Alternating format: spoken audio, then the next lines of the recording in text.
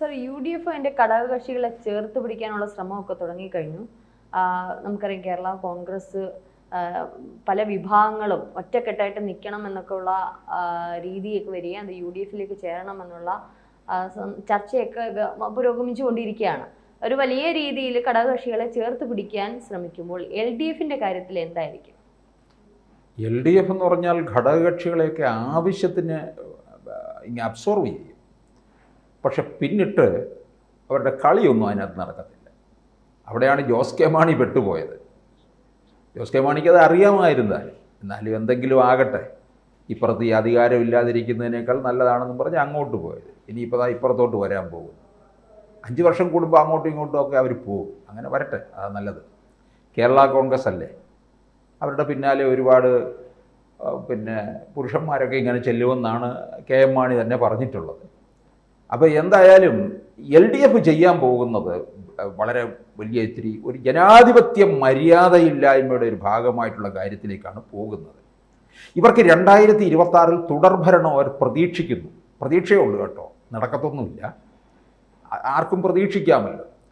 അപ്പോൾ അതിനു വേണ്ടി ഈ നിലമ്പൂർ ഫലം വരുന്നതിന് മുമ്പ് അവർക്കൊരു വലിയൊരു പ്രതീക്ഷയോട് കൂടിയായിരുന്നു. പക്ഷെ നിലമ്പൂർ ഫലം വന്നു കഴിഞ്ഞപ്പോൾ ആ പ്രതീക്ഷയ്ക്ക് മങ്ങലേറ്റു. നല്ല തിരിച്ചടി അവിടെ കിട്ടി.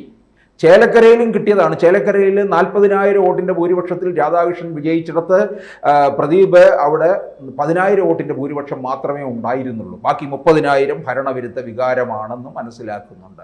പക്ഷേ അത് പുറമേ പറയത്തില്ല, മൂടി വച്ചിരിക്കുകയാണ്. നിലമ്പൂരിലെ തെരഞ്ഞെടുപ്പ് ഫലം ഭരണത്തിൻ്റെ വിലയിരുത്തലാണ് എന്ന് നേരത്തെ തന്നെ MP ഗോവിന്ദനും LDF കൺവീനർ രാമകൃഷ്ണനും പറയുകയുണ്ടായി. അപ്പോൾ ഭരണവിരുദ്ധ വികാരമുണ്ടെന്നുള്ളത് വളരെ വ്യക്തമായിരിക്കുകയാണ്. ഇനിയിപ്പോൾ അതുകൊണ്ട് 26 തെരഞ്ഞെടുപ്പിനേക്ക് വേണ്ടി ഇവർ ചില തന്ത്രങ്ങളൊക്കെ ആവിഷ്കരിക്കും. LDFിലും UDFിലെ പോലെ ഘടകകക്ഷികൾ ധാരാളം ഉണ്ട്. രണ്ടിടത്തും ഒറ്റയാൾ പട്ടാളങ്ങളൊക്കെ ഉണ്ട്. ഇവിടെ ഇപ്പോൾ LDFിലെ പ്രധാന ഘടകകക്ഷി എന്ന് പറയുന്നത് ഒന്ന് CPI ആണ്. CPIയുടെ അങ്ങനെ സീറ്റുകളൊന്നും അങ്ങനെ കയറി എടുക്കത്തില്ല. കാരണം CPI ഒന്നാമത് CPMൻ്റെ ഒരു തണലിൽ ഇങ്ങനെ പറ്റിപ്പിടിച്ചൊക്കെ നിൽക്കുകയാണ്. തിരുവായ്ക്ക് എതിർവായി ഇല്ല എന്നുള്ള മട്ടിൽ അങ്ങനെ പോവുകയാണ്. പണ്ടൊക്കെ ആയിരുന്നെങ്കിൽ എന്തെങ്കിലുമൊക്കെ CPIയുടെ സംസ്ഥാന സെക്രട്ടറിമാർ പറയുമായിരുന്നു. ഇപ്പോൾ എല്ലാവരും പോയി ഓച്ചാനിച്ച് നിൽക്കുകയാണ് ചെയ്യുന്നത്. പിണറായിയെ കാണുമ്പോൾ ഇവർക്കൊന്നും പറയാനില്ല. സായിപ്പിനെ കണ്ടപ്പോൾ കവാത്ത് മറന്നു എന്നുള്ള മട്ടിലാണ് നിൽക്കുന്നത്. പക്ഷേ ഇവർ പറവൂർ സീറ്റ് CPIയുടെ കയ്യിൽ നിന്ന് അങ്ങ് പിടിച്ചെടുക്കാനുള്ള നീക്കമുണ്ട്.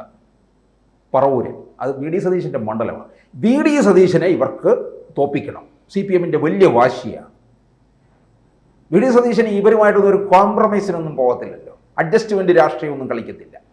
അപ്പോൾ VD സതീശനെ തോപ്പിക്കാൻ വേണ്ടി പല വട്ടം CPI അവിടെ പൊരി നോക്കിയിട്ട് CPIക്ക് ജയിക്കാൻ കഴിയുന്നില്ല.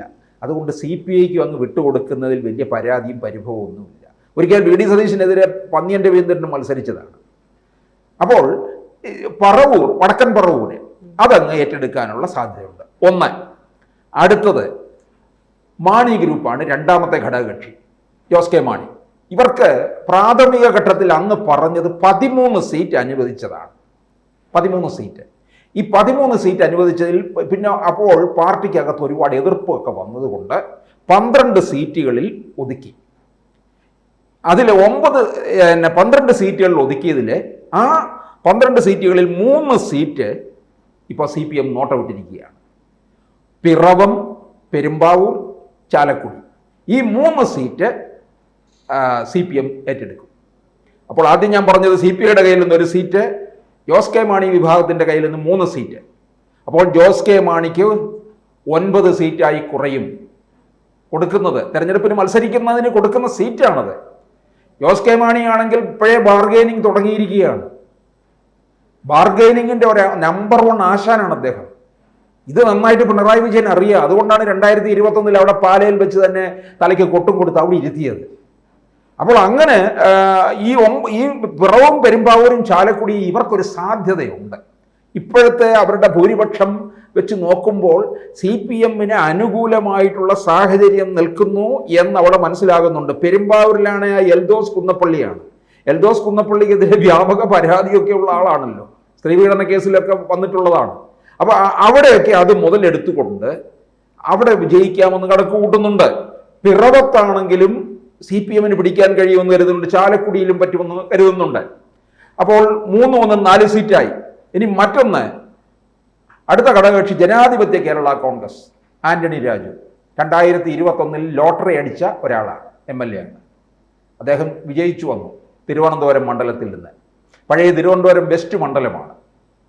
ഇപ്പോൾ ആ തിരുവനന്തപുരം മണ്ഡലത്തിന് വേണ്ടി പലരും മത്സരമാണ്. അതായത് UDF-ൽ നിന്ന് ശബരിനാഥ മത്സരിക്കുന്നതെന്ന് പറയുന്നു, UDF-ൽ നിന്റെ ഘടകകക്ഷിയായ CMB-യിലെ CP ജോൺ മത്സരിക്കുമെന്ന് പറയുന്നുണ്ട്, ശിവകുമാർ നോട്ടമിട്ടിട്ടുണ്ട് കോൺഗ്രസിൽ നിന്ന്. ഇങ്ങനെ പലരുമുണ്ട്, ഒരുപാട് കാമുകന്മാരുണ്ട് തിരുവനന്തപുരം മണ്ഡലത്തിന് വേണ്ടിയിട്ട്. അപ്പോൾ ആന്റണി രാജു അവിടെ നിന്ന് വിജയിച്ചാണ് ഇപ്പോൾ 2.5 വർഷം ഗതാഗത വകുപ്പ് മന്ത്രി ആയത്. ജനാധിപത്യ കേരള കോൺഗ്രസിന് വേറെ ആരുമില്ല. അപ്പോൾ എന്താ, ഇനി അടുത്ത തവണ ഇദ്ദേഹം മന്ത്രിയാകത്തില്ല, അടുത്ത തവണ ജയിക്കണ്ടേ, ഇദ്ദേഹം ഒരിക്കലും ജയിക്കാനും പോകുന്നില്ല. അപ്പോൾ ജനാധിപത്യ കേരള കോൺഗ്രസിൻ്റെ ആ ഒരു സീറ്റും എടുക്കും, CPM എടുക്കും. അപ്പം 5 സീറ്റായി. പിന്നെ NCP, നിലവിൽ ഇവർക്ക് 2 പേരാണുള്ളത്. ഒന്ന് എലത്തൂർ മണ്ഡലത്തിൽ നിന്ന്, കോഴിക്കോട് എലത്തൂർ മണ്ഡലത്തിൽ നിന്ന് വന്നിട്ടുള്ള ശശീന്ദ്രൻ, നമ്മുടെ വനം വന്യജീവി വകുപ്പ്. ആൾക്കാരെ ആന ചവിട്ടിക്കൊല്ലുമ്പം ശശീന്ദ്രൻ ആനന്ദ നൃത്തം ചെയ്തുകൊണ്ടിരിക്കുകയായിരുന്നല്ലോ കോഴിക്കോട്ട്. പിന്നെ 2 തോമസ് കെ തോമസ്, കുട്ടനാട് മണ്ഡലത്തിൽ. അപ്പോൾ ഈ ശശീന്ദ്രൻ ഇനിയിപ്പോൾ CPM-ൻ്റെ ഒരു വലിയ കരുണ കൊണ്ട് ജയിച്ചു പോകുന്ന ആളാണ്. ശശീന്ദ്രനിടയ്ക്ക് മന്ത്രി പദവിയൊക്കെ രാജിവെച്ച് പോയതല്ലേ, പിണറായിയുടെ ഒരു പ്രത്യേക അടുപ്പക്കാരനും ഒക്കെയാണ്, അതുകൊണ്ട് വീണ്ടും വരികയൊക്കെ ചെയ്തു. അപ്പോൾ ശശീന്ദ്രൻ ഇനിയിപ്പോൾ പ്രായാധിക്യം കാരണം മത്സരരംഗത്തില്ല, ആ സീറ്റ് എടുക്കും. തോമസ് കെ തോമസിൻ്റെ കയ്യിൽ നിന്നും NCP-യുടെ കയ്യിൽ നിന്ന് ആ സീറ്റ് വന്ന് CPM വാങ്ങിക്കുകയും ചെയ്യും. അടുത്തത് കോൺഗ്രസ് S, നമ്മുടെ കടന്നപ്പള്ളി രാമേന്ദ്രൻ, ഒറ്റ ഒരാളേ ഉള്ളൂ അതിനകത്ത്, നമ്മുടെ ആന്റണി രാജുവിൻ്റെ കാര്യം പറഞ്ഞ ഒരാൾ. കടന്നപ്പള്ളി വലിയ കക്ഷിയായിരുന്നത്, പണ്ട് നായനാരെ വരെ തോപ്പിച്ച ആളാണ്. കണ്ണൂരിലാണ് മത്സരിച്ച് വിജയിച്ചു വന്നിരിക്കുന്നത്. കടന്നപ്പള്ളിയുടെ കോൺഗ്രസ് S പാർട്ടി, കടന്നപ്പള്ളിയിൽ മാത്രമേ ഉള്ളൂ അതിനകത്ത്. അപ്പോൾ അതിൻ്റെ പാർട്ടിയുടെ മീറ്റിംഗ് വെച്ചാൽ കടന്നപ്പള്ളി എന്നിട്ട് വേണം കസേരയും മേശയൊക്കെ പിടിച്ചിടാൻ. അത്തരത്തിലുള്ളൊരു പാർട്ടിയാണ്. കടന്നപ്പള്ളിയും പ്രായമെത്തി, ഇനി അടുത്ത തവണ മത്സരിക്കത്തില്ല. അതും എന്തു ചെയ്യും, CPM അങ്ങ് എടുക്കും. പിന്നെ കുന്നത്തൂർ മണ്ഡലത്തിലെ കോവൂർ കുഞ്ഞുമോന് RSP റവല്യൂഷണറി പാർട്ടിയാണ്. അത് CPM ഘടകകക്ഷിയായിട്ട് പോലും അംഗീകരിച്ചിട്ടില്ല, മാറ്റി നിർത്തിയിരിക്കുകയാണ്. 4-5 തവണയായിട്ട് കുന്നത്തൂർ മണ്ഡലത്തിൽ നിന്ന് വിജയിച്ച് വരികയാണ്. കൊല്ലം ജില്ലയിൽ മന്ത്രിസ്ഥാനം കൊടുത്തിട്ടില്ല. CPM അങ്ങ് ഒരു അകൽച്ചയിൽ നിൽക്കുകയാണ്.